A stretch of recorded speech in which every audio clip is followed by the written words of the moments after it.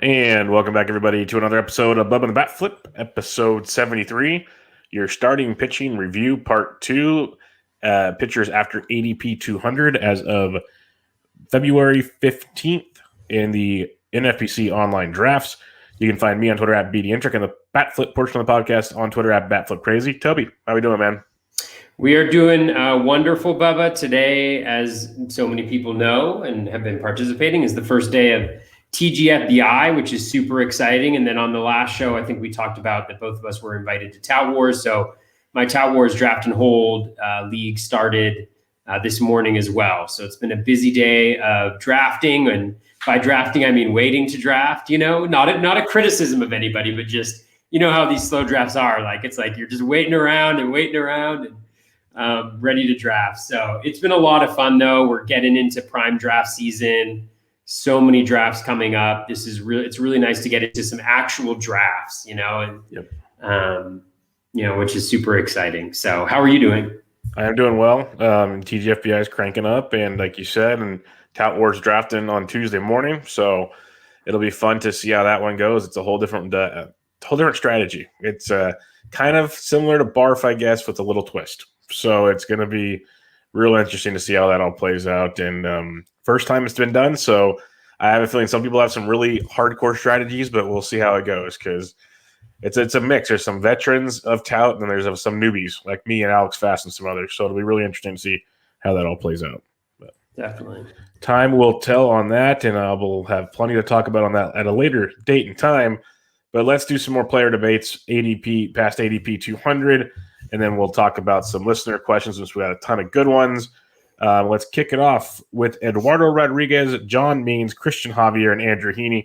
I did more larger groupings here because some are just kind of thrown together here. Erod's at pick 222, John Means at 224, Christian Javier at 224, and Andrew Heaney at 223.5, basically.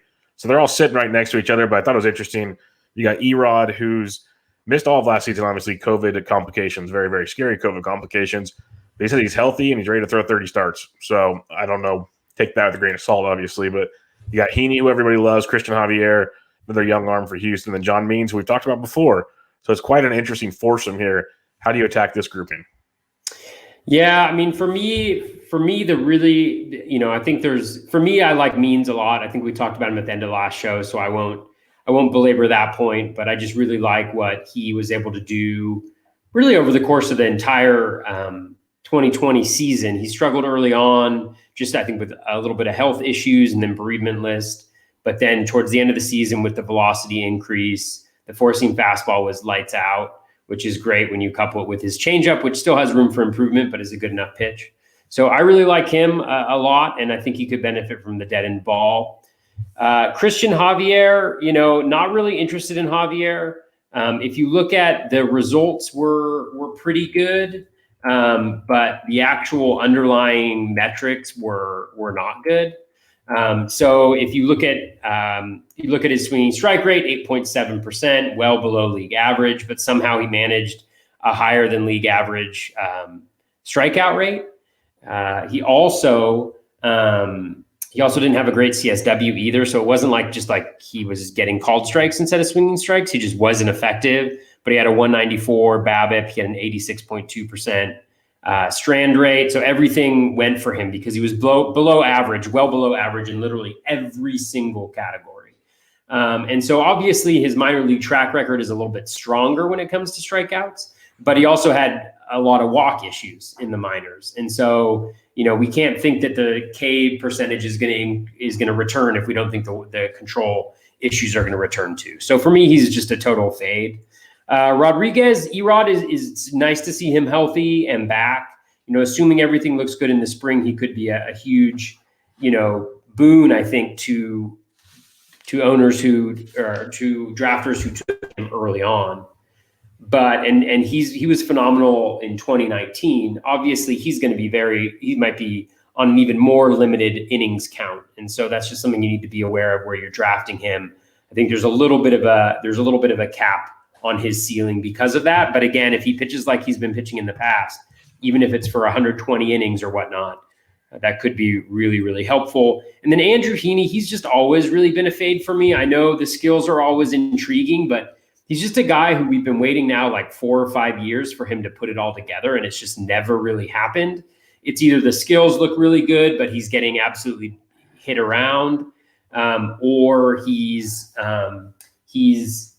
not getting hit around, but he's not necessarily generating the type of results that we want. And so, he's also a fade. So really the only one that interests me in this group is Means. I don't have any shares of Erod. I might be interested if he fell far enough, but I'd like to get through spring training before I commit. Yeah, Means is probably the top one here for me as well. The things you've mentioned, we talked about many times with Means, but just the improvements he made throughout the season with the velocity, and it was like 1 or 2 bad starts really, which we can't throw out, but that's pretty much outside of that. He finished the second half of the season phenomenal, like really, really good, especially considering the division he's in, the ballpark he pitches in. There was a lot to like with Means in a positive way. So I'm with you on we've talked about him many, many times. Erod, I'm very intrigued by, just because the positive reports, like going into last season before COVID hit, like I was all in on Erod. I've been a big Erod fan.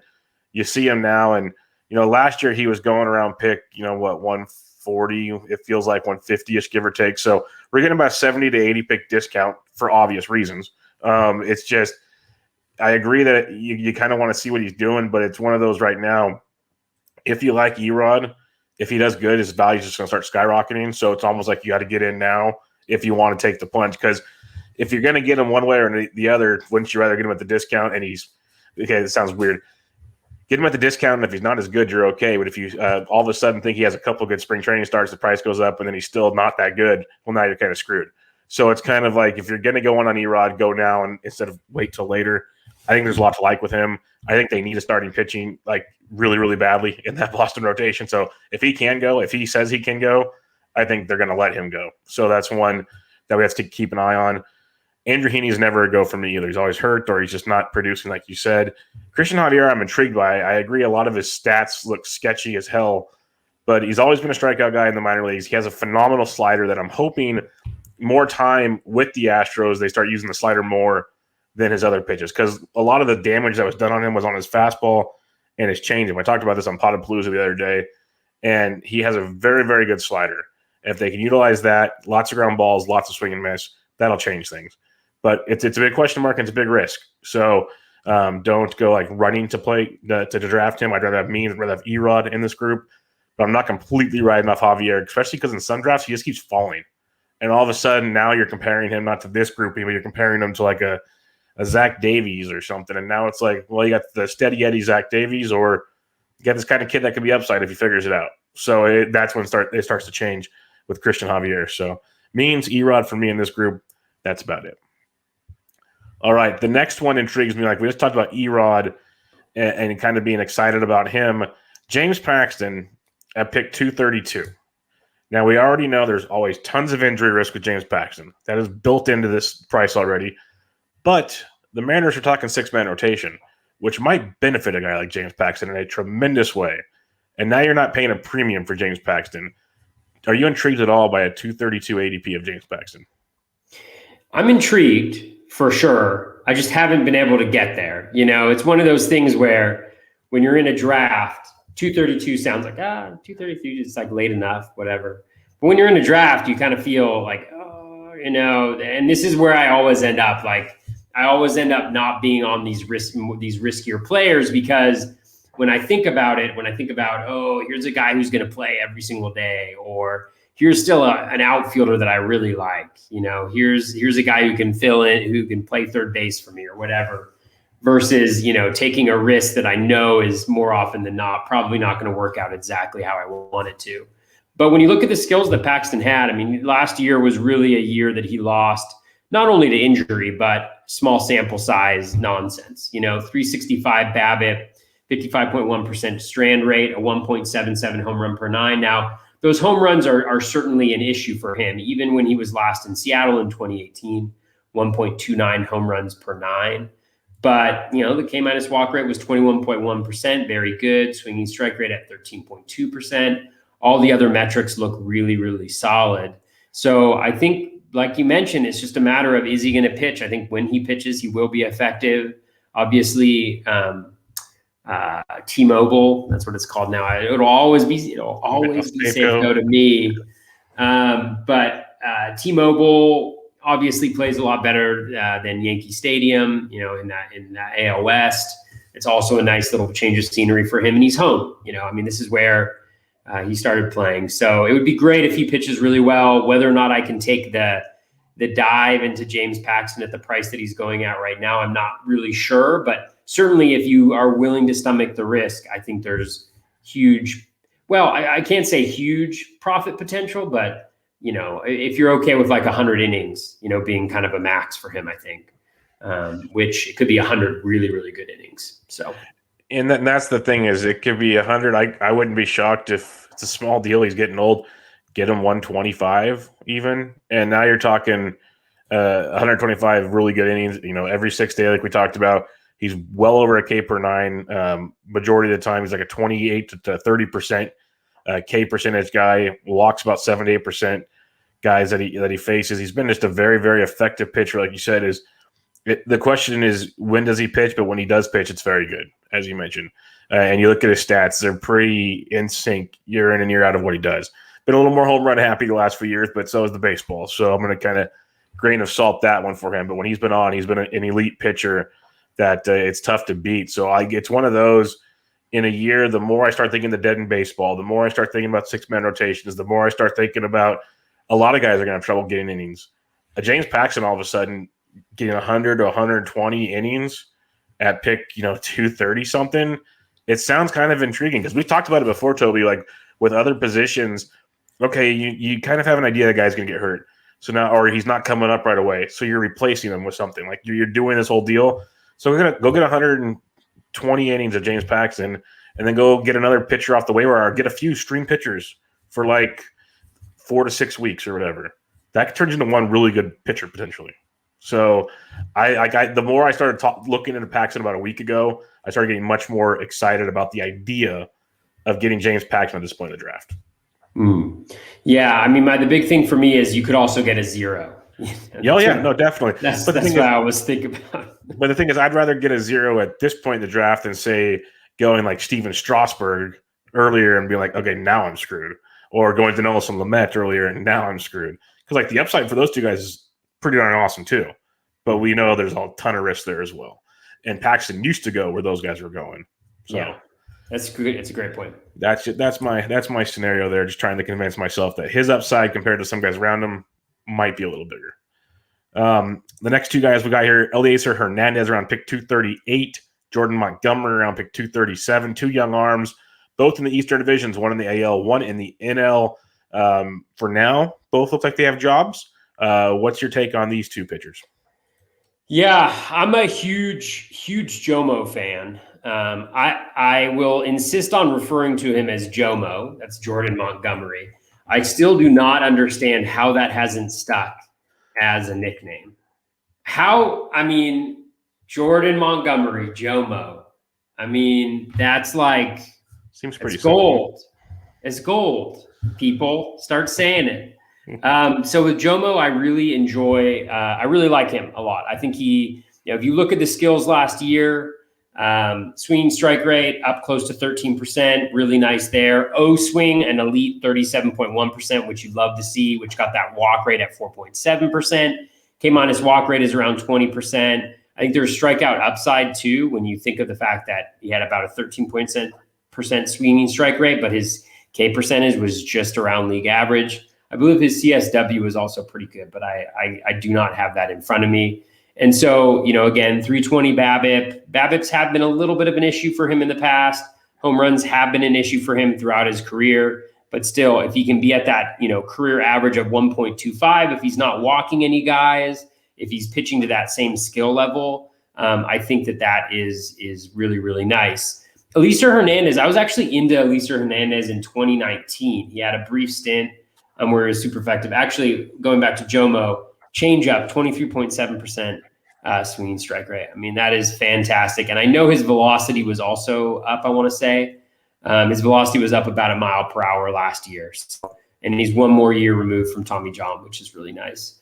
With Elisa, the biggest thing for me, he's a 2-pitch guy. His changeup is terrible. His slider is really nice. His four seam is really nice. The thing that I can't quite understand is how he is effective with the four seam fastball. The four seam fastball generates about league average, slightly maybe above league average swinging strike rate on it, about 9.1% swinging strike rate on that four seam in the last 2 years or so. But I just have a hard time knowing why it's effective, because it's like 91.8 mile per hour still. And he's always struggled against lefties, but this past year he was successful against lefties, but I can't really put my finger on exactly why it is. So maybe I need to dive in a little bit more deeply and figure out why what he's doing is special. Because other than that, I see a guy who's got a really good slider, not necessarily an elite slider, but a really good slider, a decent fastball and no changeup, but has somehow managed to be incredibly successful over the last little bit. And I just can't. It's kind of like Zach Plesac, where I'm like, I just don't quite understand why he was able to be so effective when there wasn't really anything that different from his performance in the past. It's funny you mentioned that, because I pulled up his pitch leaderboard, and on his fastball, 11.6% swinging strike rate, 19.5% called strike. He lives 53, almost 54% of the time in the shadow range with his fastball. So it's just like Plesac, just like the Indians. He's hanging out on the edge, and he's painting, basically. So that's what I'm gaining out of looking at this. Obviously, you could probably see more by digging in deeper on this, but it's a lot of what you're saying. That's why he has a 31.1% CSW on it, which is great. But, almost 20% that's a called strike, because he's painting. That's the best way I can see it. His slider is great. Sustainably is the question. Yeah, that's the question. And that's the question we have every year with the Indians pitchers. And Bieber proved us wrong. Can Plesac do it too? I don't know. Yeah. I guess Ellie Acer is in the same boat. It is always terrifying just having a 2-pitch pitcher, though. That's pretty scary. Like, sure, the changeup's there, but it's getting used about 10% of the time. So I guess it qualifies, but not ideal. Not ideal at all. And that's another one. He throws that 40. He only throws that 5% in the zone, 40% in the shadow. So his changeup's not even in the zone much. He doesn't throw anything in the zone very much. Just the more I look at this, his changeups in the zone 25% of the time. Sliders in the zone 55, and the four seam 61, but he throws the fastball a lot. Yeah. So he actually gave up really hard contact last year. Mm-hmm. Exit velocity 91.8%, barrel rate 7.7%. So better than league average, but he somehow managed to have. He still had a 268 expected WOBA. So, it's interesting. That max exit velocity is 113 on the fastball. Yeah. So that's getting beat up. 9.3% barrel on the fastball, 4.8% on the slider heavy ground ball. Fly balls, he doesn't give up a ton of high fly balls with the fastball. That's pretty impressive. A lot of line drives. Not even that. A lot of pop-ups. He had a 36% pop-up with the four-seam fastball.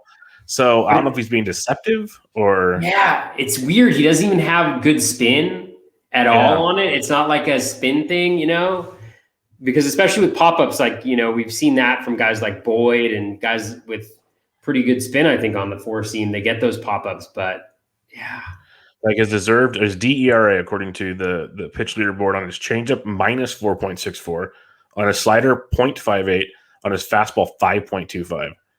Had an xFO bacon of 407. So, but still at 27% K rate on the fastball, deserved K 21%. Not great, but he's getting it done. Deserved barrel at 10.3 on the fastball. It's an ugly pitch. He gets away with it enough to utilize the slider and the changeup. It looks like for now. That's what's working. But back to the overall story. Jomo is the guy that's definitely intriguing here.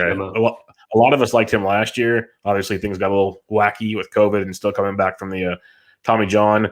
But there's a lot of things that point in the right direction, as you mentioned, especially the velocity. We love seeing that after Tommy John situations, and he just has a great repertoire. The sinker, he gets the job done with that, but then the changeup, the curveball, lots to like with everything that he does. He's basically a 4-pitch pitcher, which is beautiful. Lots to like about Jordan Montgomery, especially with being on the Yankees. So I'll be with you on that one. I'll jump on Jordan Montgomery, but Acer intrigues me. Just another, like, once I get to this point in the draft, I'm not running to take Acer as a guy after this. Eovaldi I'd probably rather take. But he at least intrigues me enough to want to look at it some more with Elisa Hernandez. He's a mystery wrapped in an enigma. Well said. Well said. The next dude, Nate Eovaldi at pick 244. Tony Gonsolin at pick 245. I wanted to mention these two because Eovaldi, I love. A lot of people love. But we also know that he's only going to throw so many innings because that's what Eovaldi does. And then you got Tony Gonsolin. Does he have a job? What is it? Lots of questions there. So really, they could end up throwing about the same amount of innings by the end of the year. So where do you go on these two? Yeah, this is an interesting group. I don't think I have any shares of either one of these guys, but I don't necessarily dislike them. I mean, with Eovaldi, I'm a little bit of a believer in the sense that not that he's like a top priority for me, but he had his highest swinging strike rate last year around 13%. I think it's the cutter that he's developed. We all know he's always had velocity, but even with that velocity, he hasn't been able to generate above league average strikeouts, swinging strike rates, all that jazz. But with the cutter that he's developed, that really took a step forward last year. And even though he got hit pretty hard, just in terms of his BABIP and had some pretty bad luck numbers, he still was able to maintain an ERA under 4 in the AL East, which is no small feat. So that's really nice. He's already throwing gas this spring. I don't know if you saw Jason Collette, but he threw up his StatCast, which is also really cool, is that for some of the spring training games, we can now see the StatCast data directly, which is really, really cool. We don't just have to rely on, getting like beat reporters to tweet out how fast guys were throwing it. We can actually see it for ourselves. So Eovaldi definitely intrigues me. He's in this group like between kind of 180 and 240, where I think there's a lot of really high upside arms. And yes, he's always gotten injured, but you never know. Like if you have a good pitcher and he's healthy at the start of the season and you're drafting him here, you just go with it, right? You just go with it, and who knows, maybe you luck into that one season where he's able to put it all together for the full year. Gonsolin, it's all about opportunity. He's got a filthy repertoire. I mean, he throws gas, like his velocity is pretty high. He's got the great, I think, slider and changeup that both then generate more than 20% swinging strike rate. I mean, he is really, really, really good. And again, like you mentioned, it's a real challenge. And, I think it might've been Rob Silver on the most recent launch angle. He was talking about Gonsolin. I think he had a really good point where maybe Gonsolin's the type of guy that in a draft and hold or something like that, you don't mind grabbing him, because when he's in the rotation, he's going to be incredibly good. And when he's pitching, he's going to be incredibly good. But he's a really hard guy to have in a fab league when you have a small bench like in the NFBC, because you're not necessarily able to, you don't know when he's going to pitch, right? So you're holding on to that bench spot. Maybe he's your, middle reliever who's, going to get you ratios when you don't have, a guy that you want to have in there. But it's just, he's kind of tough to roster in some leagues that don't have really deep benches. So that's the only concern there. But I think they're both really good pitchers. I think Gonsolin, imagine if Gonsolin was on the Dodgers and we knew he was going to be in the rotation, he'd be way earlier, right? A lot earlier. Yeah. Because right now, what I say is like 245. I'd be willing to almost go 100 picks higher. I don't know if that might be too crazy, but he's that good. He's totally that good to me. Totally. Justin May was going like around there in draft, so that one's comical. He could easily be there. Yeah, at least Tony Gonsolin strikes guys out. Yeah. So he's got that going for him.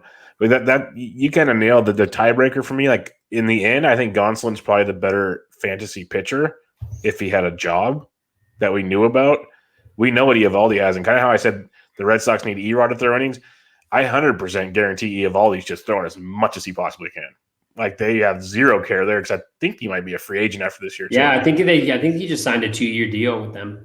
Yeah, so they don't really. He's going. He's pitching, and that's what he's going to do until the wheels fall off, I think, or he just gets blown up. Either way, that's just where it's going to go. So I love Eovaldi. He's shown signs of life the last few years. I've been riding that train. If you check out a Bloom board that involves pitching, Eovaldi somehow shows up on most of them for the good, not the bad. And I'm just a big fan of what he's doing. So I'll be drafting Eovaldi where I can. Somehow I have not got him in a lot of places yet, because other people I think are on the same page. But I have Eovaldi over Gonsolin strictly due to job. That's all it is. If it was like you said, if Gonsolin had a job, this wouldn't even be a debate, because he wouldn't be here. So that's what it comes down to. It's, I guess, if you're pretty solid in your your staff and you want to take a flyer on Gonsolin, sure. It's just tough because the way the Dodgers roll, you could be holding them for a month or two before he actually has that starting job for a bit. And then you'll lose it again because somebody else is back. Like, it's just a headache. That's why, like you said, draft and hold's perfect. Best ball where you just they plug it in for you, perfect. Daily leagues where you can use him for when he'll be out of the bullpen and stuff, a little more intriguing to me because he's still going to be in the pen throwing some innings that are going to be counting and they'll be good. But to trust him in like an NFBC or any sort of weekly league, it's going to be tough. It's going to be very, very tough. So for that reason alone, I'll go Eovaldi, but with the caveat, different league situations, Gonsolin will probably jump Eovaldi for me. And just a heads up, Eovaldi's actually signed through 2022. I just checked it out. Yeah, he signed a 4-year deal, I guess, back in 2019. That's right. They paid him a ridiculous amount of money. That's right. Yeah, like 80 or 90 million or something. Which was nice because remember how they used him in the postseason, like where they just wore him out. Yep. So yeah. Yep. Yeah, that is correct. So we'll see how that goes. The next one, Sean Manaea, pick 251. Ryan Yarborough pick 260. It's about 10 picks apart, give or take. But to me, this is a weird 10 picks apart. So where do you stand on these two? Yeah, I mean, I don't really have much of an interest in Manaea, to be honest with you. The skills really weren't that good last year, and they haven't been for a little bit. I mean, he kind of came on the scene, I remember his rookie year, and was throwing some filth. But like last year, 9.6% swinging strike rate. You know, he had a really low walk rate, but the metrics don't necessarily, reflect that. I mean, maybe he didn't walk a lot of guys because he was giving up so much contact. I mean, 90% in zone contact rate, that's super high. 80% overall contact rate, really high. He had a 16.7% K minus walk. So again, that's really nice. And if he can keep that walk rate really low, which he's been able to do, pretty effectively, doesn't give up a lot of home runs. I mean, maybe he's a guy who can help you a little bit with your ratios, but doesn't necessarily bring the Ks. So maybe there's a little bit of interest, but not necessarily where he's going, because I think there's some more upside arms that I'm interested in. Yarbrough is a guy that I absolutely love. I mean, I've been drafting him all the time. If you just look at the metrics, I mean, the swinging strike rate up at 13.3%.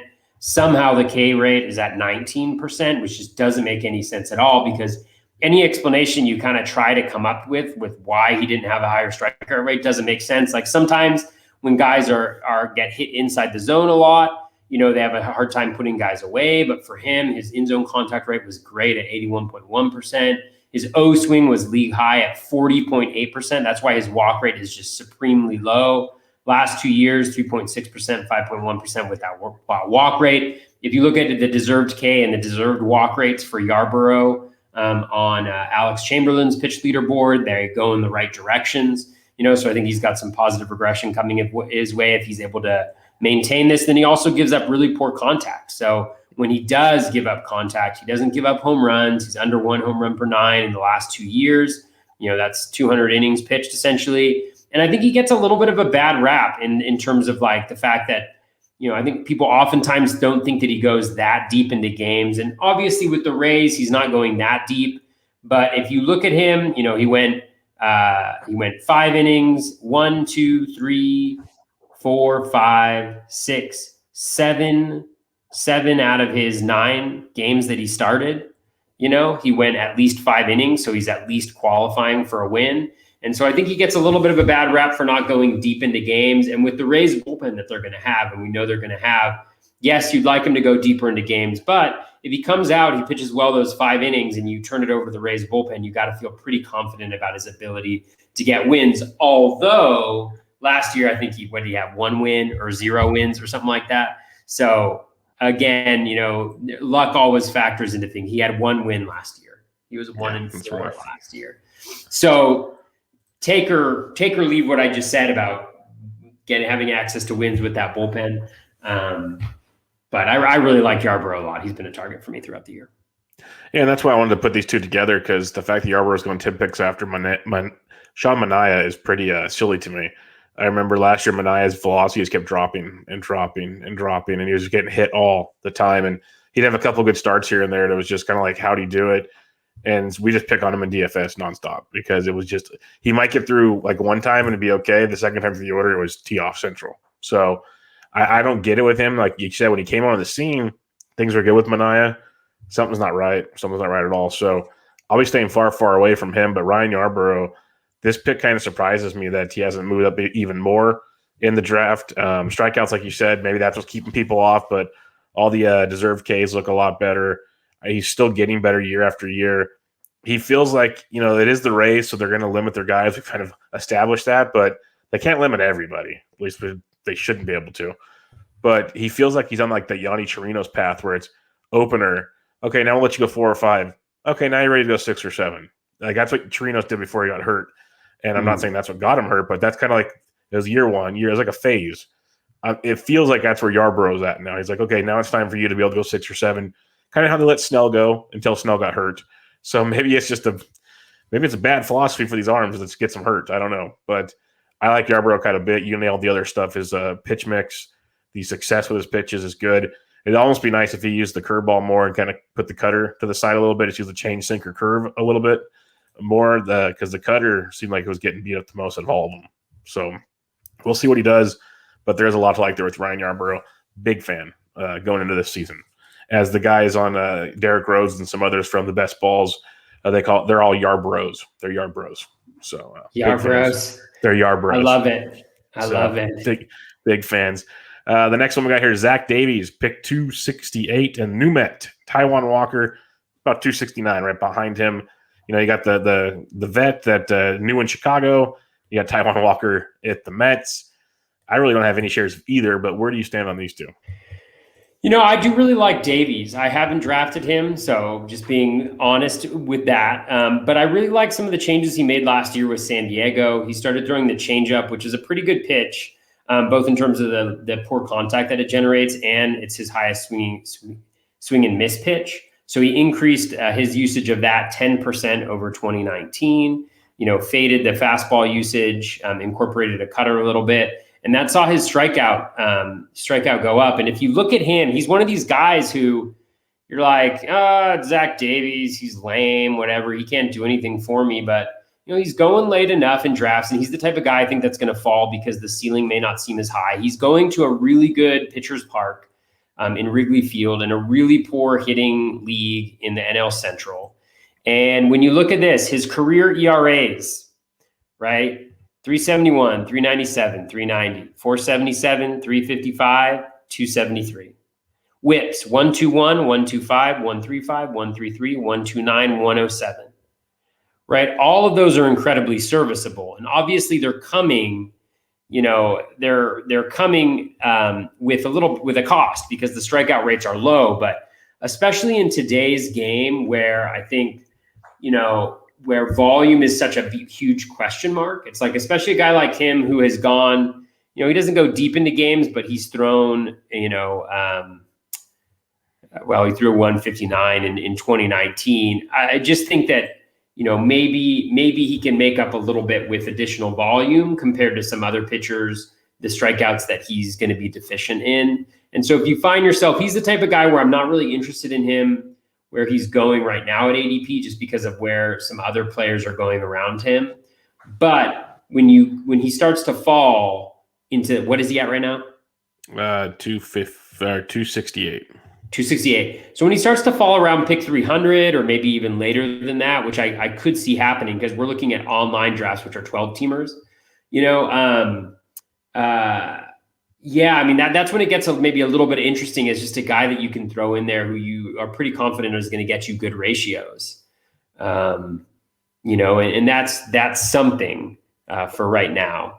Taiwan Walker, I don't really see any redeeming qualities in him. I think he's going to be a contract that the Mets really regret. And I could be absolutely wrong, but there's just nothing that he did last year that supports what he was able to do. Swinging strike rate at a minuscule 7.8%.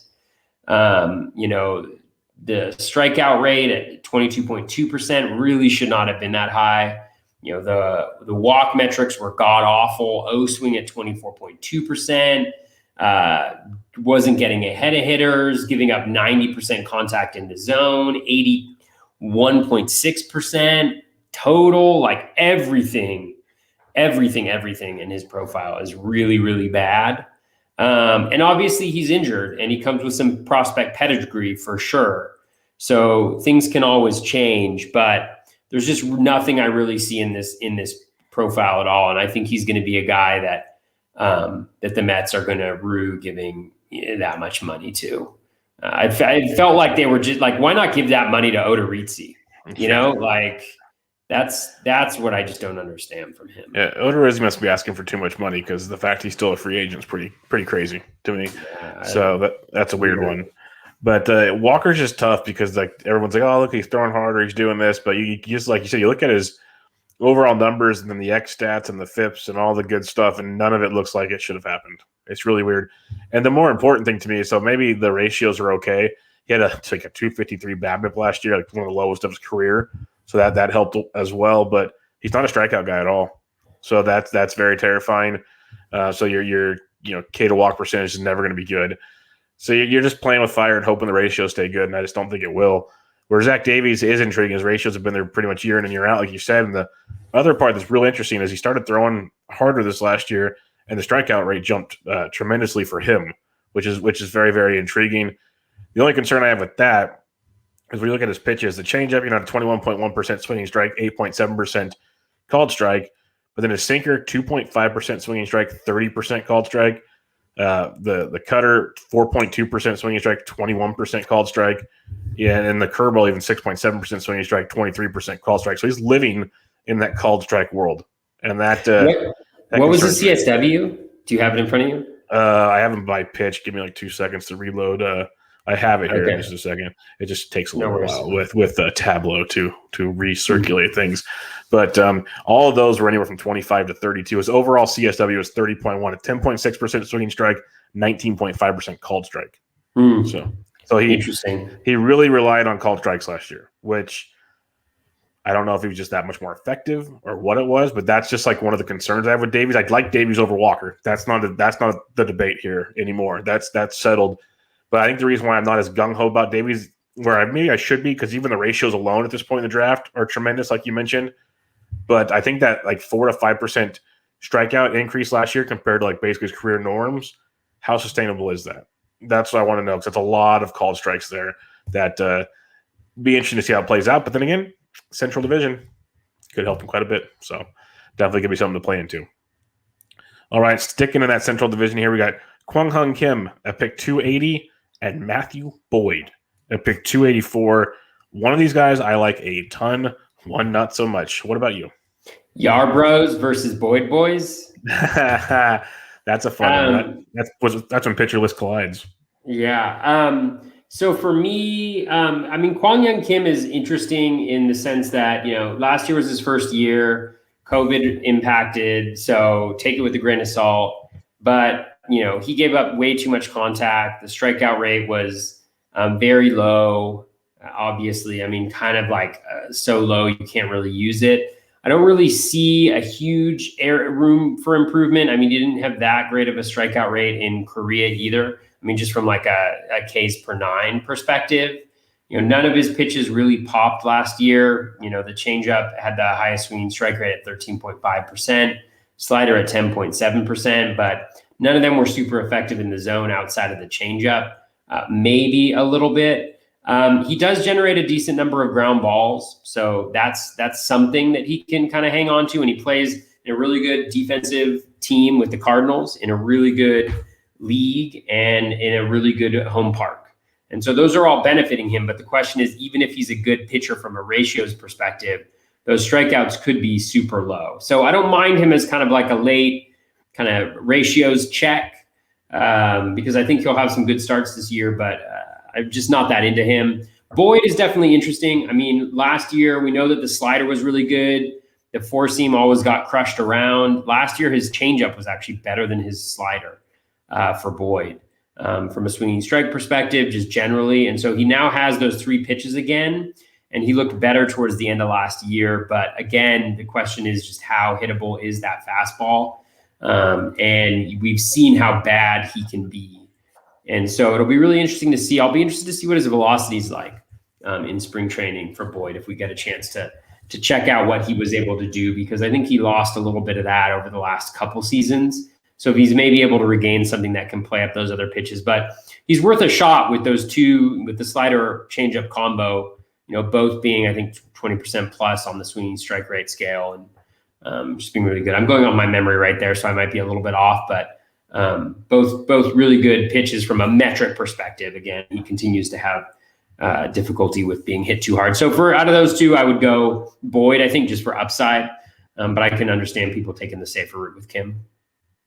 Yeah, this is a fun one. Boyd does have a ton of upside, but I just want to read you some stats here. 7.08 K per nine, 7.63, 7.28 the last 3 years for one pitcher. 2.88 ERA, 3.48, 3.44 ERA for this one pitcher, and a one whip, 1.13, 1.15 whip for this one pitcher. And that's none of the two we talked about. Do you know what pitcher I'm talking about? His name's Kyle Hendricks. He's going 200 picks before Kang Kim. And if you look at their player pages, they're extremely similar. Extremely similar. Very similar. Like Kim's actually shown, given KBO for the most part, has shown a better striker rate than the KBO. But what he has shown in both leagues is phenomenal ratios, and he can go innings.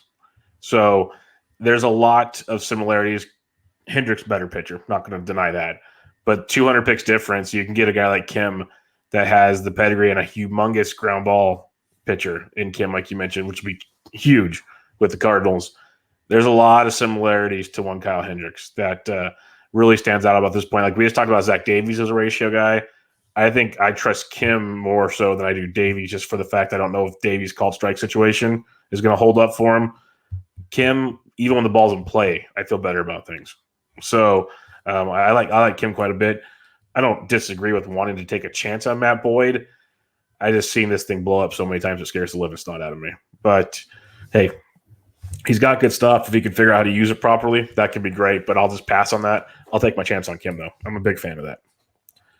All right, the next one here has some very intriguing arms in the later rounds of drafts. Dane Dunning at pick 305, Josh Lindblom at 307, Griffin Canning at 307. Lindblom's been talked about a ton, but he's not really moving up in drafts as much as I expected. Where do you stand on these three? Yeah, I'm a big Lindblom fan. Just love what he was able to do. The pitch mix, everything points towards some positive regression heading his way. 12.4% swinging strike rate, 18.8% K- walk rate. In zone contact was even better than league average, better than the average O swing. So everything looks pretty good from that perspective. And I think you can tell by just his engagement in Twitter, he's smart, and he's like thinking about his pitching and thinking about how to improve. I know he worked on his spin efficiency. That was like his one of his major focuses over the offseason. Had an 11.6% swinging strike rate on that four-seam fastball. So if he can improve that to go along with 21.7% swinging strike rate on that slider, 15.3 on his splitter, all good chase rate pitches. I just love the repertoire. I love him pitching for the Brewers, even though it's not the greatest home park. I mean, the fact that it's in the NL Central, I think, is going to be really nice. So I'm a big fan of Lindblom. Canning is also pretty interesting. I know that he has a couple pitches in his arsenal. Obviously, the injury concerns and the volume concerns, which are concerns for everybody, are in particular, a concern for him. Better than league average last year from a swinging strike perspective. The O swing dipped a little bit. I want to look at his pitch mix, though, because I feel like he has at least two pitches that are fastball, curveball, slider. Yeah, so he's got the slider with 21.9%, swinging strike rate. The cutter and the changeup that he threw a lot more than the curveball, right around 12%. The four seam's just not good enough. Fastball's not good enough. I'm guessing velocity dip, 1.1 mile per hour velocity dip. So I think it'll be interesting to see where his velocity's at. I'm not that interested just because I think there are questions about volume and questions about what he might be able to do. But certainly, going later in drafts like this, you could hope for a renaissance. And back to 2019, because he was a lot better in his rookie year. There was a lot to be really interested in. So monitoring his velocity over the spring will be a big one. Dunning, I haven't dove in that much. I don't know what the plan the Rangers have for him. I know he looked decent in some starts last year, but I don't know. I just haven't been interested in the spot where he's going. What's his ADP? He's going around like Lindblom and these other guys who I think are much better shouts than he is. Yeah, he's 305. The other two are 307. So, yep, right next. He's going 2 picks ahead of him, basically. Yeah, the slider is certainly interesting. Heavily relying outside the zone, in zone contact. That slider is 89.7%, but generates 22% swinging strike rate. Really nice O swing. So there's certainly some building blocks to go off of right there. And the four seam also decent, but just not sure what the plan is, how many innings and volume he's going to get, and just not a priority compared to the other folks. But I also haven't clearly done as much research maybe on him as I should have. Yeah, Dunning, I don't hate it if you want to gamble, but there's a lot of question marks just even on workload with a guy like Dunning that gets you kind of curious on what they're going to do there. So for me, it comes down to Lindblom and Canning. And Canning's velocity was down last year, but I believe it ticked up the last 2 starts. So he started to show some signs of life. And he was dealing with that injury where some thought he should have TJ, but he didn't. So we'll have to kind of keep an eye on that. But he looked pretty good once the velo started ticking up a little more. Still question marks, but I'd rather try him than Andrew Heaney if I'm talking about Angels pitching. So that part intrigues me. But Lindblom's the guy I want as well. He has 5 pitches with at least a 10% swinging strike rate or better last year. A CSW rate of 30% or better on 4 of those 5 pitches, which is outstanding for if you look at his overall numbers. Like, how the heck did that just not work for him? He got unlucky. He had some rough goes. He's also battling a bad back for a few starts. So that definitely blew up in his face a couple times. But he's been a very, very, very good pitcher, and I expect that to continue on with him. He had like 0% barrel rates on his 4-seamer and his slider, which is crazy. Heavy ground ball usage on a lot of that as well. So to me, he got very, very unlucky. If you just look at his overall peripherals, look at his repertoire, as you like to say. His repertoire. But his deserved Ks, they all should be better than his. Well, a couple went down, but most of them, like his fastball, should be up to almost 31%, which is pretty darn nice. A lot of positive regression, as you mentioned. I'm not going to keep going through all of it, but just look at the pitch leaderboard, and it shows you that he was very, very unlucky. And this could be a steal. Like you said, he's educating himself. He's working on becoming a better pitcher. Everything you want to see with the guy. So I like Lindblom quite a bit this year at 306. I'm really surprised he hasn't moved up at all in drafts. It's quite silly to me, to be honest. All right, the next grouping we have here, Mike Minor, pick 312.5. Mitch Keller at pick 313. Robbie Ray at pick 314. Anything stand out to you here? So yes, Mike Minor is super interesting to me, especially going to Kansas City, a much nicer park than he's been in. He actually, his velo was down last year, but he really turned it around significantly. I'm going to bring up his last 5 games here, but his 4-seam fastball was super effective last year, which is weird because again, the velo was down. But, one of the reasons I was into Minor a couple years ago when he had that good season, I drafted him a bunch of places, and what was really interesting to me was his fastball velo is decent, but he gets a ton of spin on that fastball. And then he has a changeup that's really nice as well. So he's got a couple of pieces, as well as I think he throws a slider or a curve that's a lot less effective. But if you look at his rolling five-game average for his rolling graphs, his Z contact was at 76.1% in the zone. That's fantastic. Look at his K rate up at 32.1%. His O swing just bombed forward close to 30%, close to league average, but still really nice to see because it dropped that walk rate down to a serviceable, slightly above league average, but not that bad. And then a 13.6% swinging strike rate over those last 5 games. And so pretty interesting going to KC, bigger ballpark, fewer home runs that he's likely to give up there. 4-seam had a 10.3% swinging strike rate. Changeup had a 14.8% swinging strike rate. And the slider and the curveball, less effective. But I'm intrigued. I'm interested in him where he's going later on. Kind of an older guy, older name, but he's going to be in that rotation in KC. I think he could be pretty effective. Not anything like he's going to bust out and be incredible, but a guy who you're drafting late who can get you around a 4 ERA, 125 whip, something like that, with maybe 8 Ks per 9. That's pretty serviceable in today's game when you can feel confident in putting a guy in there, like Minor. With Robbie Ray, Robbie Ray is super interesting. I mean, the whip is never going to be what you want, but if you think at that 2020, he was messing with his mechanics early on, clearly never got going. The walk rate, even bad for a normal pitcher, god awful last year. I don't think he's going to necessarily repeat that. So if you think he goes back to maybe what he was like in Arizona before, at the cost that he's going at right here, there's definitely profit potential. Only concern is the whip. I mean, he just absolutely destroys people's whips. And then with Keller, not really interested. I was actually trying to see if I could find his velo. Actually, what's his name? He was throwing hard, fast, tweeted it out. He was throwing 97, 98. Even Robbie Ray was at average 94.8 on his four seam today. We should check that up against what he did last year. And then Keller was at four-seam fastball, an average at 95.4, which is a full mile per hour faster than he was at last year. And this is straight up from StatCast data. So that's actually kind of interesting to me to see where he goes, because I have never been really a fan of Mitch Keller. I wasn't last year. But again, you have to keep an open mind with these young guys. He's shown potential with his slider. If that fastball is better and more effective, I mean, that could be a real game changer. So let's see. Yeah, so Robbie Ray last year was at 93.9 for his four-seam fastball.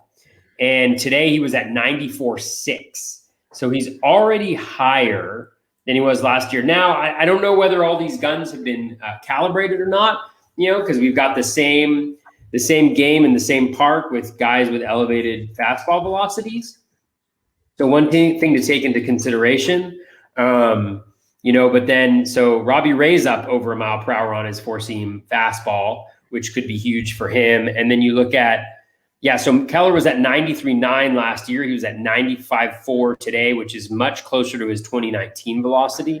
He was never healthy. So again, these are the types of things that we want to be paying attention to in spring training that can change, because when you get a guy who bumps up a mile per hour or 2 miles per hour in fastball velocity, we've seen what that's done for like a Lucas Giolito, for a Blake Snell. In the past, that's when they kind of took the next step. So very intrigued by both of those. It'll be interesting to monitor that as they play in different parks. Does that velocity hold up? But if it does, I think maybe there are two guys that you want to think about as potential guys who might be able to beat their projections because the velocity's up. You know what that sound is, Toby? That's someone joining the Mitch Keller bandwagon. Oh, I'm really liking the sounds of this, Toby. You come on down. There's room. Hey. Hop in. You know me, I'm totally unbiased. I have no biases whatsoever that impact my decision making. Totally open-minded to Mitch Keller. I'm just kidding. I'm horribly biased, and I need to improve my decision making. But I think that's super interesting. Actually, I'll be monitoring them throughout spring training to see how they do. Yeah, no, Keller's a guy that I loved going into last year based on his production and his development from like 18 to 19, and then last year just never really clicked because he wasn't healthy most of last year. So that was a concern, but seeing the velocity up already is very, very encouraging to me. So I'll probably be jumping in that pool a few more times this year. So I think the upside is really, really big with a guy like Mitch Keller. Once he gets that velocity going with his slider he has, he's pretty filthy. So I like that quite a bit, especially at this point in the draft. Robbie Ray, if he figures it out, so be it. I can't do it. It's like Matthew Boyd to me. They're both just such a mess. Like Boyd, I'd rather take a chance on than Robbie Ray. It's just both are ugly. But Mike Minor, I have quite a few shares of. I've been taking him a lot of places. At this point in the draft, you're getting a guy that's going to eat up a lot of innings, which when we're talking Mitch Keller, Robbie Ray doesn't go deep into games because of his walks. Griffin, Dane Dunning won't go long. Matt Boyd gets in trouble. There's a handful of guys that just don't go deep, but Mike Minor will, unless he's just having a bad day. He's going to throw a lot of innings for you. Ratios, the whip's usually pretty good. The ERA can be wonky at times, but strikeouts have continued to improve the last couple of years. Like you mentioned, all the stuff about Kansas City, the ballpark and everything is phenomenal.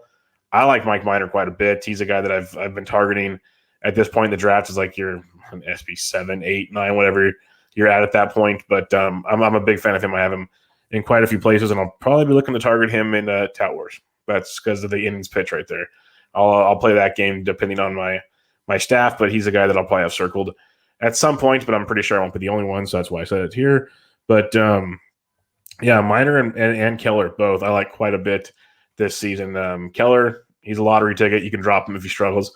Mike Minor, I think you ride that roller coaster ride most of the year, and you'll be very, very happy with the end results. All right. Just a super detail here. We get super detailed on this podcast. Robbie Ray today had 11 had a 42% CSW on 26 pitches.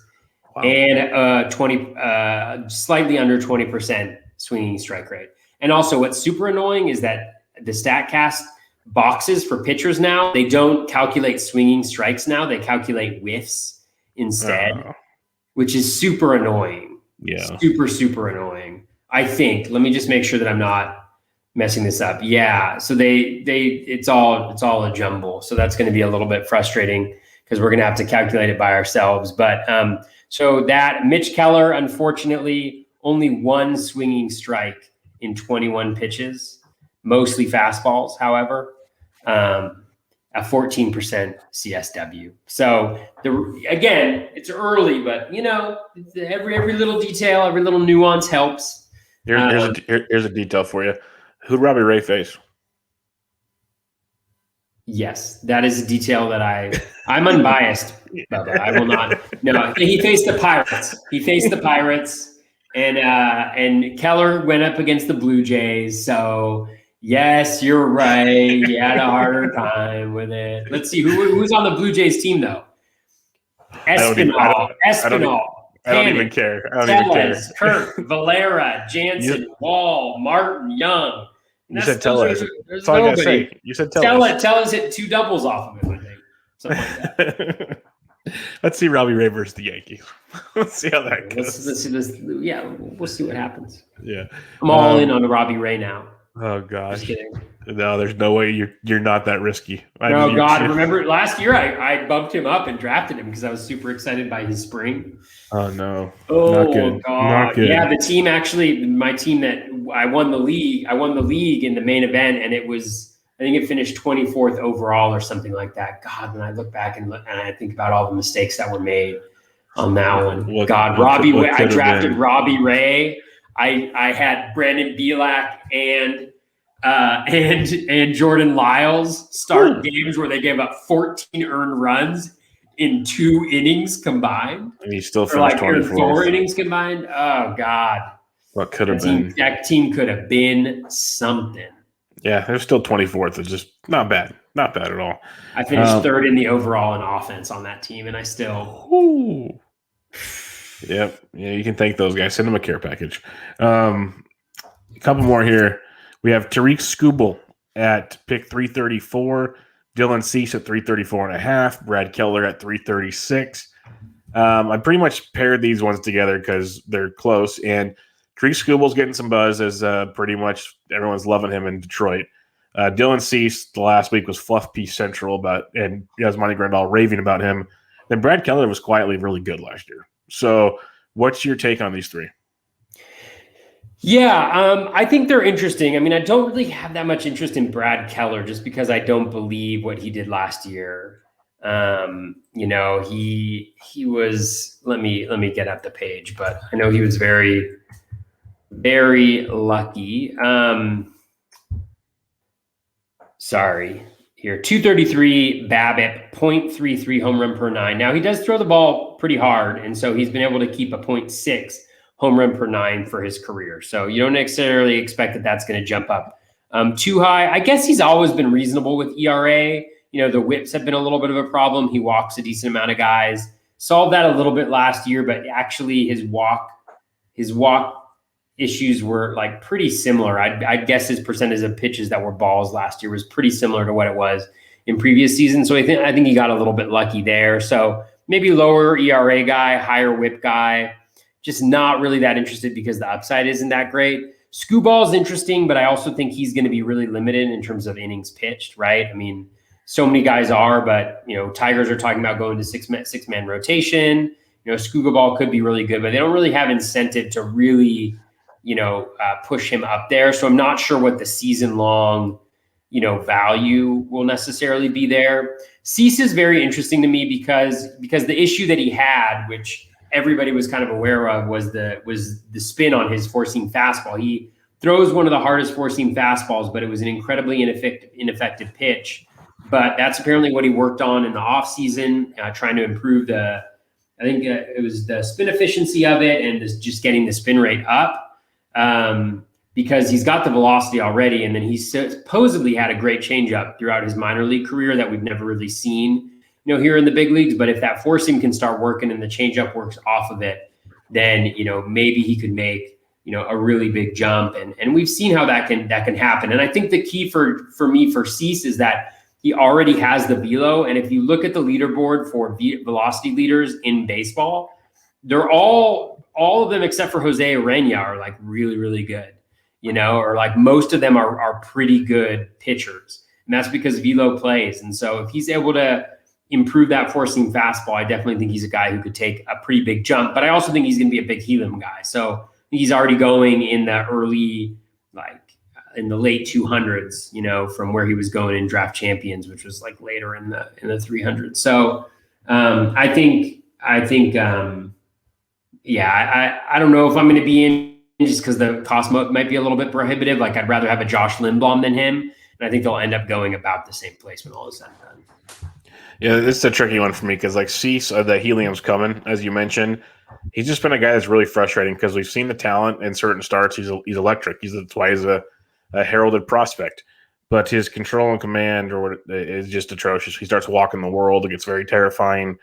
One of these years he's going to put together. Maybe now that he knows the spin, like you're talking about, this is the year. I don't know if I'm going to pay the price for it, though. It's a tricky one. Like I can see it depending on how my team build is. It is intriguing because the ceiling could be massive, but it's very, very tricky. Skubal's intriguing to me because he threw 120 innings in 2019.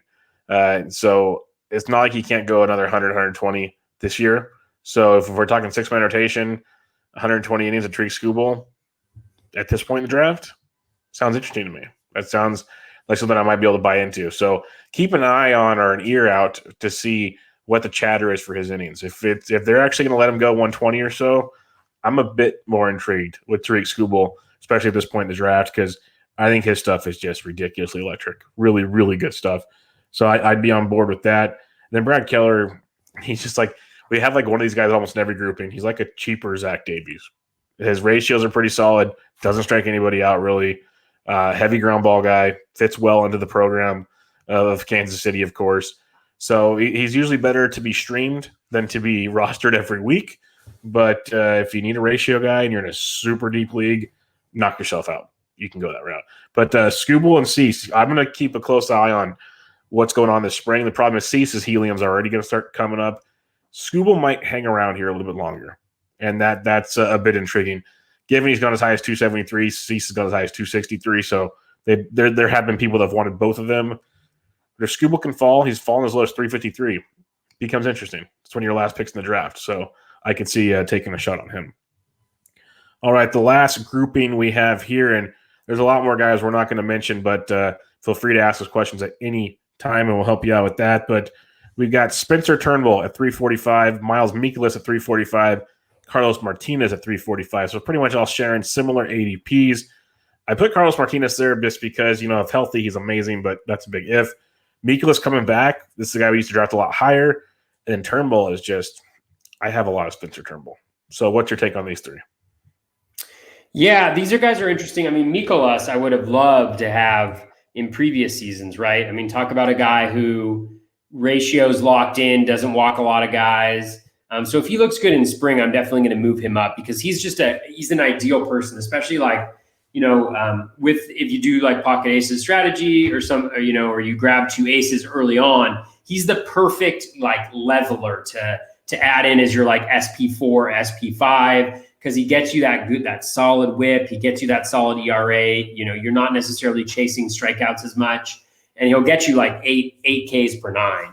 But if he's healthy, right? He missed all of last year, so I'll be interested to see how he looks in spring, velocity, all of that jazz. But if he looks good, then hop on board. Carlos Martinez is also really interesting because, again, injuries, moving to the closer role. We forget how recently, he was a very effective starting pitcher. And he's going so late in drafts that he's kind of worth a stab. I don't think he ends up in the closer role. They've got plenty of options there with Hicks and Gallegos, and Alex Reyes already throwing really hard. Although it's always important to contextualize velocity. Like yesterday I saw like everybody was super jazzed about Alex Reyes' velocity. He's already averaging like 96.5 or whatever it is. Like people were really jazzed about that. But then you look at what his velocity was last year and he averaged 97, plus. So you always got to contextualize and look at the player as an individual and kind of see where on their range of velocities it lies.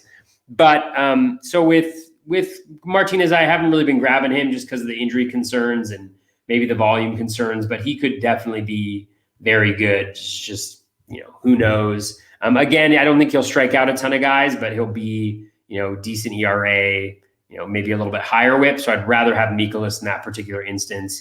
Spencer Turnbull is really interesting. I mean, I was into Spencer Turnbull heading into last year.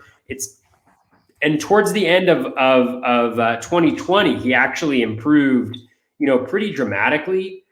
He's got a nice little repertoire, and the thing for me is he just seems insistent on throwing his sinker, at different times, and it's just not a good pitch for him. But let me just get this up. So if you look, it's a horrific pitch. Yeah, it's a horrific pitch. If you look at his last 5 games rolling average graphs. So, his Z contact was down at 82.2%, so better than league average. His O swing jumped up to 28.2%, which we always like to see, because especially with a guy like Turnbull who walks a ton of people, that O swing is really critical in kind of monitoring how those walks are going to be. It got down all the way to 18.4% over a 5-game span in the middle of last season, which is atrocious. His K rate was up, around league average 22.3, walk rate was down around 9.8, swinging strike rate was up to 12.9%. So he's getting there. He's showing flashes. He's showing glimpses. He's pitching in the AL Central. The only team that really worries me offensively there is the White Sox. And obviously they're going to play a lot more teams. So you have to be cognizant of that. The ALDH, no NLDH hurts him a little bit. But he's definitely an interesting kind of flyer to take and see if he can put it all together. Because I think he has the pieces. And he's going to have that 1 year where he puts it all together. And it's just a matter of whether it's now or, maybe in a year or two. Yeah, no, there's a lot to like about Spencer Turnbull. Like you mentioned, the fastball and the slider are awesome. Sinker sucks. The slider has a 21.9% swinging strike rate. That is ridiculous. He has 2 pitches with a 32% or higher CSW rate. Then there's the sinker, which I guess he uses it a lot because it gets weak contact and a lot of ground balls. But like if it gets elevated at all, it's just destroyed. It doesn't get any swinging strikes. 7.8% swinging strike rate, 9.7% called strike, 17.5% CSW is just not going to cut it. So sinker is very bad. He throws it almost as often as he does the slider. Throws the fastball a ton. So he's basically a 2-pitch pitcher. If I had it my way, get rid of the sinker. Start using the changeup more. That seems like a pitch he might be able to use. It's still not super effective, but either that or the curveball. Figure out one of those two, and we'll talk. But that fastball slider combo could be good enough to get him through the lineup a couple times. The third time could be a problem, but I like him quite a bit. Mikolas is intriguing. Mikolas is very intriguing, like you mentioned. If he is healthy, definitely jump on that train. Decent strikeout rates, can eat up innings, ratios will be good. He's a good pitcher there. And then Martinez, you just don't know what he's going to do. Like he's not going to the bullpen, as you mentioned, but how healthy, how many innings are they going to give him? Big question mark, because when he pitches, he's great. He's very, very, very good. So that part's tricky, but I like Turnbull a lot here, and it's a guy I'm going to try to get even more shares of. I have him a lot already. I'd like to get a lot more if I could. All right, let's go to listener questions. We have a handful of them tonight, and we will start out with John Wilder.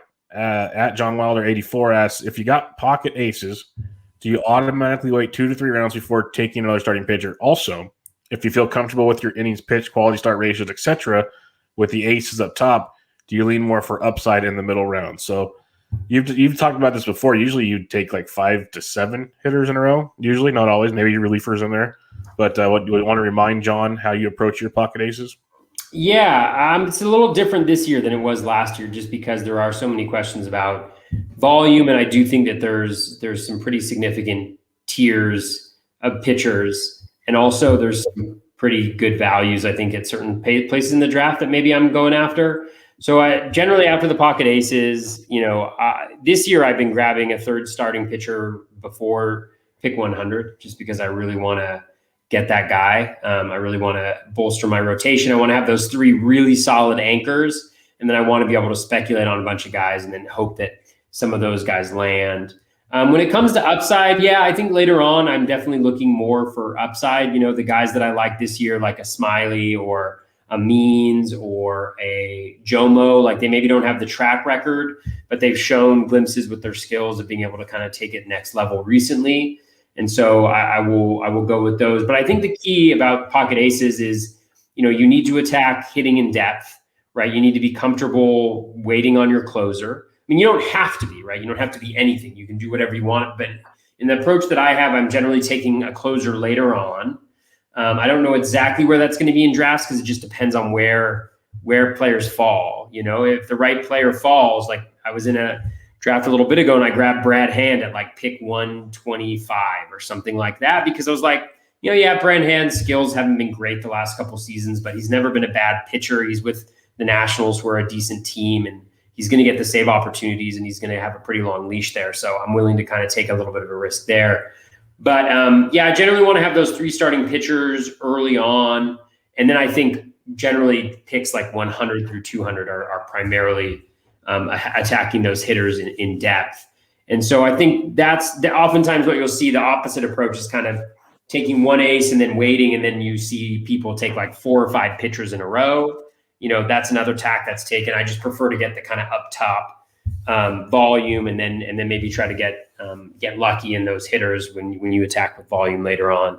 So that's kind of what I generally do. But generally, like what I'll do is I'll have the 2 aces, then I'll get my 3rd this year, and then I'll get like a 4th or 5th, starter around like pick 200, and then I'll wait until later rounds to do that. But that's draft and holds. It's going to be slightly different in a fab league. And the biggest thing too is you just got to be cognizant of batting average and stolen bases early when you're drafting and trying to figure out that puzzle and knowing where those might be available later on in drafts that don't hurt you too badly elsewhere, which is easier said than done. So much goes into it, and draft boards are live. It's fluid, but I think those are some of the key principles that you have to remember. It's not just about taking those 2 aces and then you're like, I'm good, peace out. It's just like, there's a lot more that goes into it. That's just kind of I guess that's what a tagline is, or a brand is when, people kind of latch onto that aspect of it. Yep. It's your brand. Run with it. I know, just embrace it. I've just got to embrace it all the time. So. Richard Sands asks, I took Tony Disco as my SP8 in the TGFBI Satellite League. What do you think of him in San Francisco? I'm a big fan. I think that what do they have to lose? Good ballpark. He has some good pitches they can work with. Get him to use the slider more. He's got a knuckle curve. Maybe they can work on that some more. I like what they can do there with him. Is he going to be elite? Probably not. But could he be a Gossman light potentially? And where you're taking him in the draft, it's free. So I'm a fan of it. What say you? Yeah, I'm trying to grab his pitch mix here. Slider, fastball, sinker. Those are his main 3. They have those knuckle curve and a changeup as well. The slider's always been his best pitch, but it's never quite been a really good pitch. It's like the peak swinging strike rate on it looks like 19%, but that's in 2014, 2015. Recently, 16.6%, 14.5%, 17.8%. And to be honest with you, that's fine. But for a slider, it's not that great. I mean, I think if he can prioritize throwing that pitch, he's up at 95.2. But the 4-seam it's never really been an effective pitch for him. It hasn't really been that good. And he's never really developed that secondary. So I see a lot of work that has to happen. I mean, just to give you a sense, let me just look at Gaussman just so that we can kind of compare. I want to say Gaussman splitter has always had a well above 20% swinging strike rate. Let me just check really quickly. His swinging strike rate on so 26.3% last year on Gaussman splitter, 22.7 in 2019, 20.7 in 2018, 21.8 in 2017. So it's always been a plus 20% swinging strike rate by a decent margin type of pitch. And so I don't think Tony Disco necessarily has that. And even though he's had the velocity uptick into 95.4, the four seam still hasn't been a super effective pitch for him on a swinging strike rate basis. So I don't necessarily see it, which is not to say that it can't happen, right? But all the things that you'd want to see have maybe already happened to Tony Disco, like the velocity increase. But I still don't see the effectiveness necessarily. Where he may benefit, though, is he's going to be pitching, in whatever it's called now in San Francisco. It's going to become a significant pitcher's park now again. Oracle, right? It's called Oracle, right? Oracle, is it the same thing that the arena that the Golden State Warriors have? They used to. Now they have the Chase Center. It's called the Chase Center. Okay. Always named after banks, all these places. Yep. So Golden One or whatever. Yep. I'm excited to see a Kings game there, even though they lose like you wouldn't believe. But yeah, for Tony Disco, so I mean, yeah, it could work out. Is he like a super fly ball pitcher? I don't think so. I clicked on it. I would assume he would be just because he's four-seam fastball slider. No, ground ball 40, almost 41% sinker, 47% slider. His fastball only a 15% ground ball, but only high fly balls 13% of the time, or low fly balls and pop ups 35% pop up on the fastball.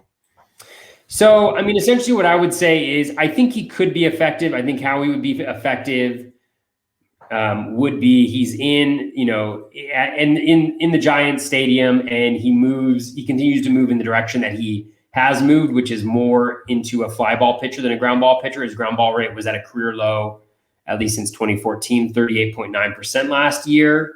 He had a really high line drive rate, but that will stabilize and that will go towards the fly balls if he maintains the same pitch mix. So maybe he can be effective in that, but I don't necessarily see him being able to strike out a ton of guys either. So I think it's limited ceiling for me in Disco, but I could be absolutely wrong. Yeah, and then looking at all his X stats and everything, deserved barrels, there's a lot of positive regression looking at his numbers. So I'm going to hold out hope. The slider has been very effective, and I think the ballpark change and just this the way the Giants know how to work with these pitchers, I think there's a lot to like there. A reason why he wanted to come following Gausman's steps is what it sounds like to me from what I've heard. So that's what I'd like to give him a chance, and you're going to get him at pick like 355. So it's not costing you anything. So I'm willing to take that chance. And in the TGFBI satellite, it's like a 50 round, but there's still fab involved. It's a weird setup they got going on in that one. So it's worth the gamble to me. And then also Richard asks, with a 7-man bench, no IL and fab, so NFBC bench, do you try to have a backup for every position? I say no. You just kind of take the best bench, you churn and burn. What about you? Repeat the question. I was really distracted because I TGFBI, somebody just timed out and made a pick in my league. Imagine timing out and getting Brandon Woodruff at pick 40. Wow, that doesn't suck. Can we just? That's pretty lucky. It's painful. Pretty lucky. Painfully lucky. Sorry, the question was repeat it to me. I was with the 7-man bench, no IL and fab. Do you try to have backups for each position? I try to do that. I think that's why some position flexibility guys at the end are important, but you got to think about it in terms of your whole roster, right? Like if you have guys that you can move around that are in your starting lineup, then you don't necessarily have to have a guy at every position, right? Because you can mix and match. So I try to have that as much as possible, especially in COVID times, right? And so, could you do that with two guys maybe? Could you do that with 3 guys maybe? But it's not something that I put above, if there's a significant advantage I feel like I'm gaining and picking up other players, then I'll take a risk and do that. And you just hope that you don't have to eat a bunch of zeros. Nathan Coleman asks, fellas, the last few episodes have been absolute bangers. My AL-only auction Roto League has a wins quality start category where each quality start win is worth 1 point. Are there any sub $10 pitchers you like? Well, the short answer, I don't know about $10 because especially in your league, I don't know what the valuations are going to be. I don't have my valuations up. I mean, the short answer is probably no, just because, I mean, if you look at quality starts, if you look at the graph of quality starts and the way it drops off, the drop off is absolutely insane. Like the aces will get you 20 plus quality starts. And then you go from like 20 plus and there's a smattering of like 18, 17, 16. And then it like drops all the way down to 10. And then there's like, and so it's just really hard. And so I think the things, instead of naming individual pitchers, because we've covered a lot of guys and it's a unique scoring setting, what you want to be looking for is innings pitched at that point in time, right? Is look for guys that you feel like are going to go 6 innings and be decent. I mean, maybe we covered some guys, some of these guys that don't necessarily get strikeouts, like a Zach Davies or a Kwang Young Kim, but generate weak contact, don't walk players, so they tend to have shorter innings. They can go a little bit deeper into games. Those are the types of guys that I would really be focusing on in that type of a league, because it is a huge boon, but I would really be focusing on aces early on if at all possible. And I know it's just cliche of me to say that at this point, because I say that about every league setting, but especially in a league setting like that, whereas you essentially get to double count really good starts, it seems like a good strategy to have. So that's what I would say, is just look at innings pitched, look at projections for innings pitched, and try to identify guys that you maybe think have a little bit of skill that they can, turn into where they can overperform, maybe where people are expecting them to go based on them being $10 or cheaper. Yeah, and one thing you're going to have to realize real quick, if you're talking below $10 in an AL only league, most of these guys aren't the best of the best to begin with. So I just pulled out the auction calculator, added quality starts. This probably is not a perfect formula, of course, but just for S's and giggles, I just looked at it, and so pitchers in an AL only league under $10, like Michael Pineda's there. He goes innings, but not a big strikeout guy, but he'll give you innings. He's intriguing. Yusei Kikuchi could be another guy to take a peek at, but most of these guys we talked about, but they're not like reliable, so it's real tricky. So it goes back to what Toby was saying. Probably get guys early, like J.A. Happ could be one that could be okay, but a lot of these guys, it's youngsters like Skubal, and you got Keller, you got Tyon, who's questionable, Justice Sheffield, Javier. It's not pretty, so you're going to want to load up early, kind of like Toby was saying. All right, the next question we have here from Marshall Witzberger. He needs 5 keepers, head-to-head roto. I think you answered this for him on Twitter. I did. I didn't realize it was a question for the pod. Okay, then we're good. You nailed it. Zach Nelson asks, why on earth is Marco Gonzalez going in the 160s? Because according to his old general manager or whatever, he's boring. But no, I don't know. He's not flashy, but he's darn good. I have no complaints with him. What about you?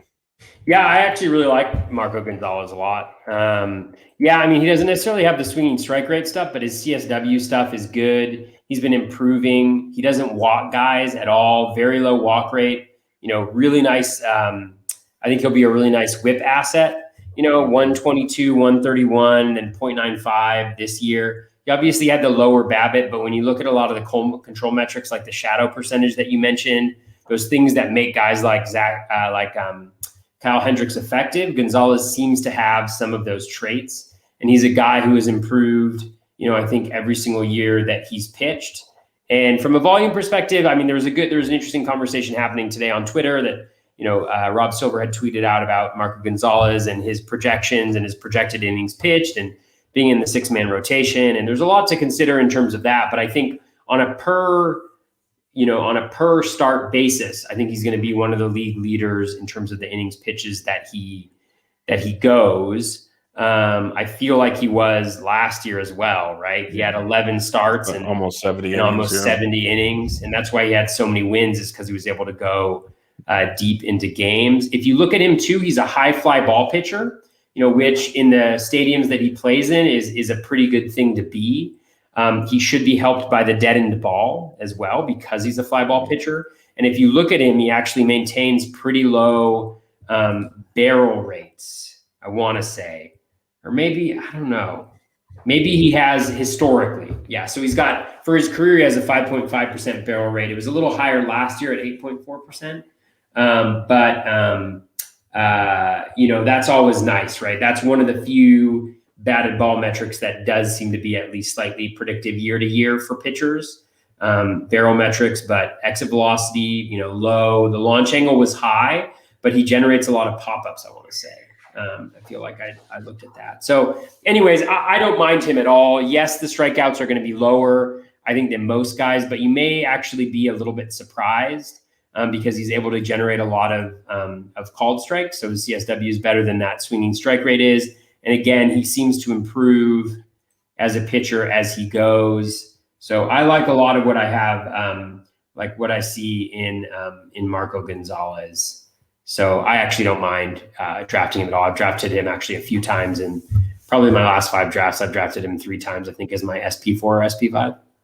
Yeah, no, I got no problem with him either. I got 51% shadow on the sinker, 51.5 on the cutter, 47% on the changeup. So yeah, he lives on the edges, and that helps him with a 26.5, 25.9, 17.2% called swinging strike rate, or called strike rates on those, which you mentioned gives him the CSWs that are very, very attractive. So he's a very good pitcher, and nothing wrong with what he's doing. He's not flashy by any means, but he's very, very effective. That's why he's got the rates, the strikeout rates he has. Limits the contact 32%, 32.7, 35.3% hard contact. That's really not bad compared to a lot of the other pitchers we looked at. So yeah, that plays pretty darn well. Like you said, tons of pop-ups, 27.5, 25.3, 25.9% pop-up rates on his 3 main pitches. So that helps out a ton as well. Even the max exit velos are like 106 to 108, which for most pitchers, that's actually not horrible. So you can live with that. Yeah, just a lot to like. The more and more you kind of look at them, it's hard not to enjoy the boringness that is Marco Gonzalez. And he put on Twitter today he's about to be a girl dad. So more power to him. There you go. He's going to have a fun year. Our buddy, Cody Mack, at CoMacDo, he says, I'm back with the evolution of the Nice to have you back, Cody. Yes, you are back with the evolution of the starting pitcher role, less innings, openers, etc. Is it now a must-have to seek late-round value in followers' loogies? Some of the middle relief elites have racked up more wins than DeGrom the last 3 seasons. That's one reason. I don't think it's a must, but that's why I love guys like Freddie Peralta and a few others. That's why Gonsolin is intriguing, because he's going to be that guy for the Dodgers for a little bit until he starts, but I wouldn't say it's a must. Yeah, I don't necessarily think it's a must. I mean, the thing is, I think it's really hard to know who those guys are going to be, right?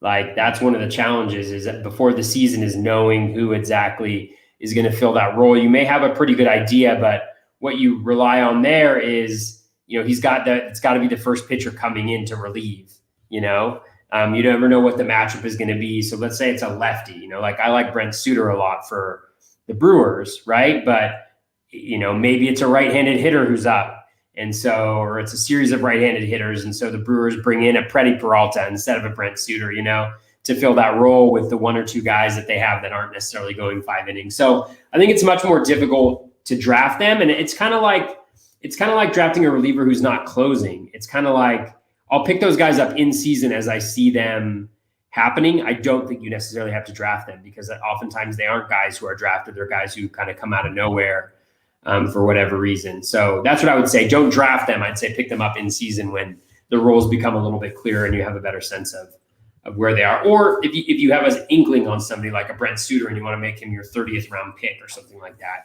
in a 15-teamer or something, then have at it. And then he also wants to know, what beard conditioner do you recommend? Well, Cody, it's a great question.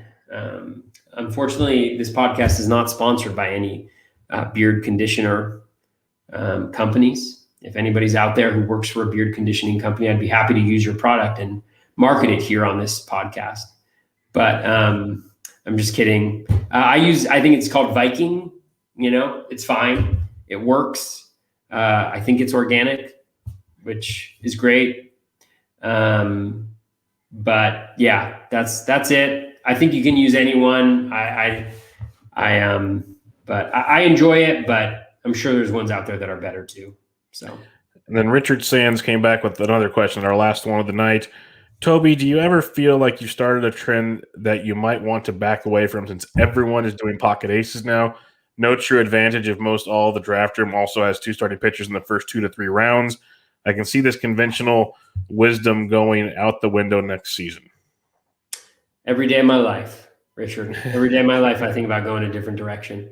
Yes and no. I mean, I think the point you make, Richard, is a really good one. And that's one of the reasons why I have oftentimes found myself, like if I draft early on in a draft, actually not going with the pocket aces, because starting pitching is already getting pushed up really high. And I'm not necessarily a fan of some of the guys who are going around the 2-3 turn, at least where they're going compared to the hitters. And so I just think you need to be flexible. You also, like, for me, it's a strategy. I mean, getting the pocket aces is a strategy that I feel really comfortable with personally drafting, for whatever reason, maybe because I feel better about getting hitter bargains later on. And I feel like pitchers are a little bit more hit and miss, later on. I still feel pretty good about my ability to get those pitchers, later on in drafts, but who knows that if those two pocket aces are going to be great each year. It's actually unlikely that both of them are going to be terrific in any one given year. That actually hasn't been my experience, which is why I think having two of them is helpful to have. So it's really a strategy. I don't think it works for everybody. I don't think it works for every draft. I don't think it works for every year. I'm going to use it less this year probably than I have in previous seasons. But I still think that it works, because the thing is, when everybody pushes pitching up, then getting the two of the better pitchers when there's kind of an inflated value that some of them are carrying, it remains important. And if everybody's starting pitching up, then something has to drop, and that ends up being hitting. And then I have more hitters to choose from later on. So either way it works out, I think it generally works. But, I think, you want to be flexible. You don't want to necessarily be rigid and box yourself in anything, which hopefully I'm not doing, but that is my preferred drafting strategy. And even though whenever I try to get away from it, I just like squirm, because I'm like, oh, God, it just feels so uncomfortable. So that's more a thing for me to work on. No, it's tough with the landscape to not get at least one, if not two, of those top pitchers, because it gets ugly, very ugly. Bubba knows what I'm talking about. I mean, look at Bubba's draft. Yeah, Bubba with pocket aces, and they're beautiful. He went Giolito. I'm over the moon with those two aces. Giolito and Nola. Yeah, I got them. That's what I got in Tout Wars as my first two.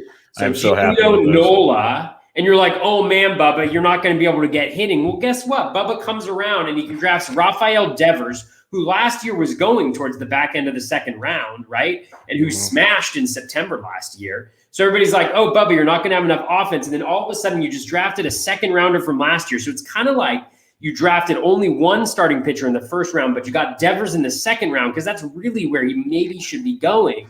And you got him, and then you got JT Realmuto as your fourth pick. And JT Realmuto is a top 25 player overall if you look at valuations and you don't do this like market correction thing. And so you just got two top 25 players plus two pocket aces. You're clearly going on to win your TGFBI league. I mean, why not do it? Why not do it? I agree. Look at co-host and hype man Toby. He just does it all over there. Just I mean, you're going to smash it around. I mean, you're picking at like 74 and 77. Like, I mean, you're going to be rolling in. You're going to be rolling in the hitting at that point in time, right? It's a beautiful thing. It's a beautiful thing, and especially when I found out where I was picking on Friday, and I tweeted out, "I hope League 11 lets my favorite starting pitcher drop to me."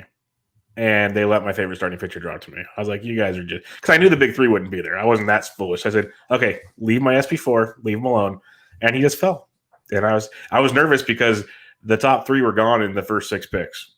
And so I'm sitting there with 8 picks to go going, oh, there's no way. There's not a chance. And then, no pitcher was taken until then. Then we started a run. Ryan Bloomfield's not happy. But it is what it is. But, yeah. It's fun. It's fun. Like you said, Tout Wars, TGFBI, all rocking and rolling. What are your final thoughts for the show this evening? One thing, I know some people had asked about Woodruff because we didn't cover Woodruff in our first show. I'm a fan of Woodruff. I like him a lot. Whip is low, doesn't walk guys, strikes guys out. I'm a little bit worried, like I am with a lot of the guys in the NL Central, about the sustainability of the swinging strike rate on their fastballs. But again, should be a really nice schedule that he gets against NL Central opponents that are trying to lose.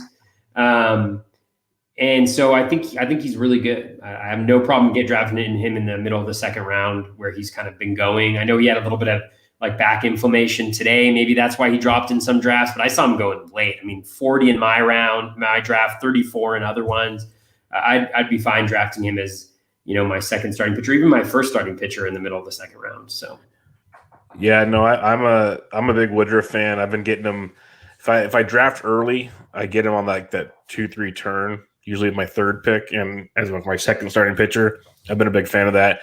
Just keep an eye out. His start got pushed back because of back stiffness already. So I hate back injuries. Like most of these injuries right now, like, they say Bogarts has a shoulder. A lot of stuff's so knick-knacky right now. I'm not too worried about it. Backs always concern me.